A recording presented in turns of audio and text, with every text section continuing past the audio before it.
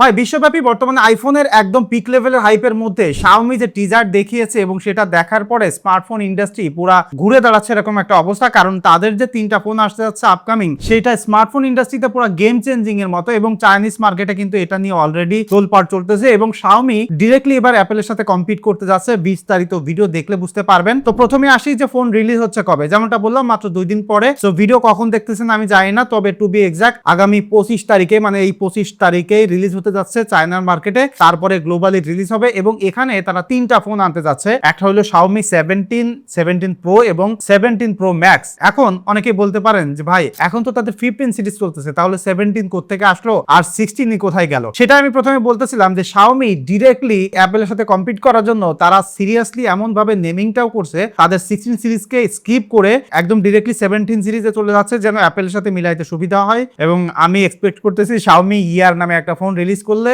কাম খতম হয়ে যায়। এবার বিস্তারিত আলাপে আসি। হার্ডওয়্যারে পরিবর্তন আসছে। এবার প্রত্যেকটা ফোন স্ন্যাপড্রাগনের একদম লেটেস্ট 8 Elite Gen 5 এর প্রসেসর ব্যবহার করবে এবং এখানে 16 জিবি করে র্যাম পাওয়া যাবে আর 256 জিবি করে বেস ভেরিয়েন্টের স্টোরেজ শুরু হবে। সো পুরো মার্কেটের একদম টপ এন্ডের স্পেসিফিকেশন হার্ডওয়্যার কিন্তু তাদের প্রত্যেকটা স্মার্টফোনে এবার প্রোভাইড করতেছে এবং এই প্রত্যেকটা ফোনে কিন্তু এবার Xiaomi 6 বছর করে মেজর ওএস আপডেট প্রোভাইড করবে। অর্থাৎ সফটওয়্যার সাপোর্টের বেলায় যে Xiaomi পিছিয়ে ছিল সেই জায়গাটা কিন্তু এবার একদম আউট অফ দ্য বক্সেই পূরণ হয়ে যাবে এবং ডিসপ্লেতেও কিন্তু এই প্রত্যেকটা ফোনই একদম টপ ক্লাসের হার্ডওয়্যার ব্যবহার করবে। বিশেষ করে Xiaomi 17 এবং 17 Pro তে 6.3 ইঞ্চি ডিসপ্লে ব্যবহার করা হবে, যেটা হবে LTPO OLED ডিসপ্লে, আর Pro Max এ 6.8 ইঞ্চি ডিসপ্লে ব্যবহার করবে। আর আপনারা জানেন যে সব ডিসপ্লেতে কি পরিমাণে পিক ব্রাইটনেস হতে যাচ্ছে, কেমন কালার হতে যাচ্ছে, হাই রেজুলেশন হতে যাচ্ছে, এটা নিয়ে আমার মনে হয় বলার প্রয়োজন হবে না। তবে চিন বেজেলটা কিন্তু একদম কমিয়ে ফেলবে এবং ফোন কিন্তু ডেফিনেটলি ফ্ল্যাট হতে যাচ্ছে, ডিজাইনটা যেমন স্ক্রিনে আপনারা এত সময় দেখতেছেন। তবে এবার ম্যাজিকটা থাকছে হলো 17 Pro এবং Pro Max এ পিছনে ক্যামেরা বাম্পের এই জায়গায় একটা ডিসপ্লে আসতে যাচ্ছে এবং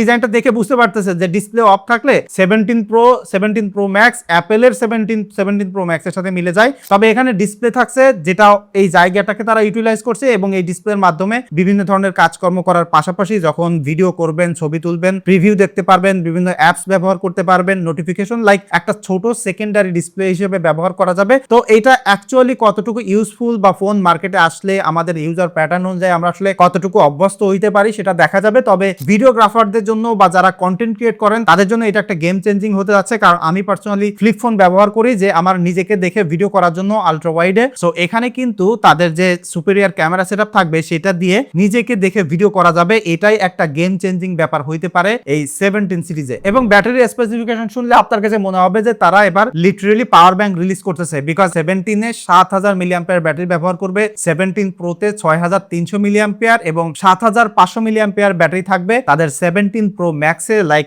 ইনসেইন এবং 100 ওয়াট পর্যন্ত ফাস্ট চার্জ করা যাবে এই ফোনে।